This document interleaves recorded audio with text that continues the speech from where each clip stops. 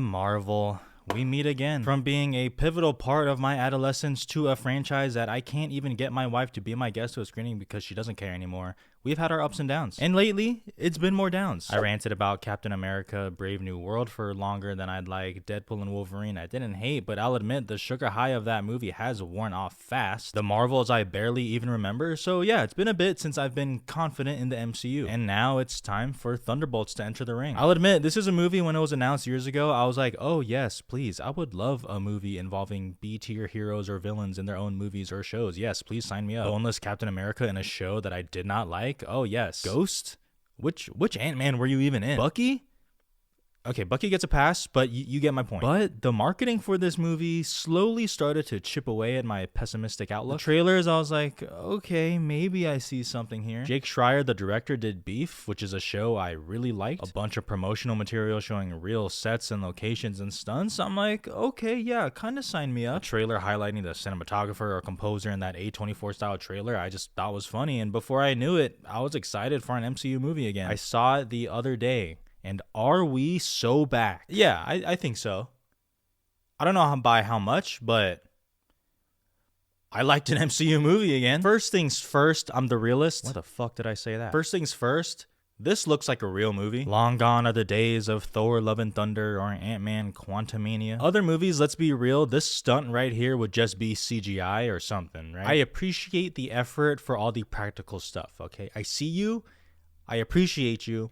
I thank you. But I'll say the thing I like the most about Thunderbolts is the thing that makes this one of the most refreshing in years. You know when directors are making a big franchise movie and they start talking about the inspiration they took for making it? And the directors are like, yes, we took inspo from The Godfather and Good Will Hunting and Lady Bird. And it's like, what the fuck are you talking about? Or even if you understand what they're saying, it's like, okay, like relax here. You know, we're still making a superhero movie. And I know that sounds a bit pretentious and not fair, and I will concede that, but it is the first thought that goes through my head. Remember when the director of Inside Out 2 was like, yeah, inspo from Uncut Gems? I don't really like when I hear that stuff, so you can take it seriously from me when I say the way this movie handles its themes of mental health and its struggles was surprisingly mature. And it was handled in a way that by the end of the movie, I was moved. And universal themes such as mental health is so tricky to land because everyone has experience with it, whether it's with yourself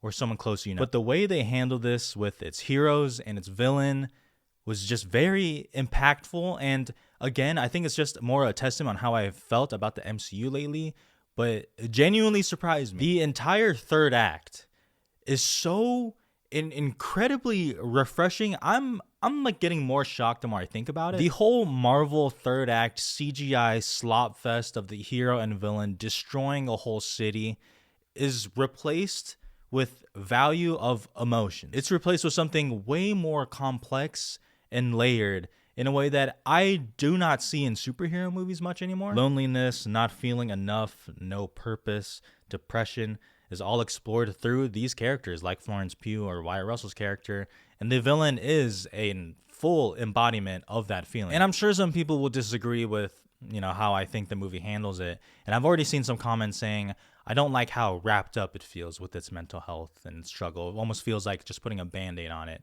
And honestly, I disagree with that because to me, I don't look at this movie as putting a band-aid on something like depression. But I think it is something that helps them take a step forward in their depressive episode versus saying, hey, I'm all good now. Depression will never get me again. It's just a step towards maybe getting the help you need or whichever. But you make your own choices on that. What I'm trying to say is this is a superhero movie that values emotion over action. Rare times we're getting. A recession indicator for sure. But also, the action's still pretty cool. There's a cool scene with Bob, I'll just say. And also, that fight in the warehouse that's been seen in the trailers is pretty cool. Seeing how these different characters' fighting styles mix is just cool to see. Like, all of a sudden, I'm like, okay, Ghost is pretty sick. All of a sudden, Junior Varsity Captain America, which they call him in the movie, he seems pretty cool. Florence Pugh, I would die for. Don't ever touch her again, I swear to God. And you fast forward to the end of the movie, and I have a semblance of emotion and connection to these characters for which beforehand, I truly would not have cared if I never saw these characters again. And that does go to their chemistry, which is great and believable. They bounce off each other in a way that isn't grating at all. Its tone is pretty in control for most of the movie. There are some jokes that just go on for a little bit too long. It's like, okay, we get it. But I can't forgive that because when it does go through the full serious mental struggles and depressive episodes, it never undercuts it for a joke. And I'm going to say something that I know it's totally within the characters. I get it, okay? But just the tonal shift of how it handles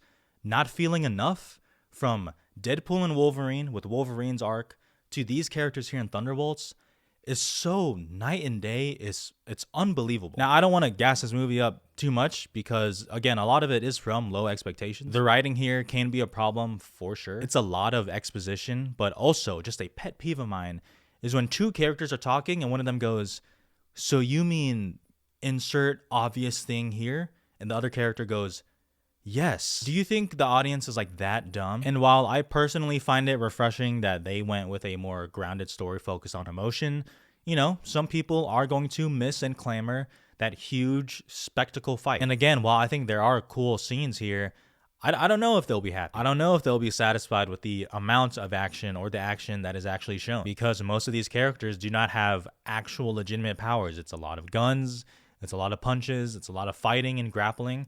And sometimes that isn't as cool as seeing someone blast someone with your hand or seeing Spider-Man swing through the city. Cameos, forget about it. You know, like nothing really happens. But like, you see how different I'm talking about this movie compared to the other ones here? Like that's why I think this movie will be liked by people like me way more than like the normal comic book heads. And also, it's sad because I know this movie will not make as much money as something like Deadpool and Wolverine. I don't even know if it'll make as much money as Captain America: Brave New World.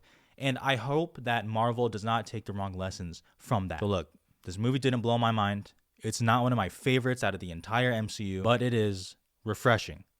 I liked it. I like that it feels so different from these multiversal cameo-filled stories that we've been getting. While this movie's highs might not reach the same highs as seeing all three Spider-Men swing through the city, I will cherish this movie before we get what I can only assume will be a CGI-filled, cameo-filled, maybe slop fest in Avengers Doomsday. I don't know. My interest in those movies are teetering, Russo Bros, I swear. But Thunderbolts, I honestly recommend it. Maybe I'm in the minority. I haven't really looked at other people's stuff on what they're saying, but I actually surprisingly liked it. Thunderbolts, 3.5 stars. Pleasantly surprised. I might see it again. I don't know.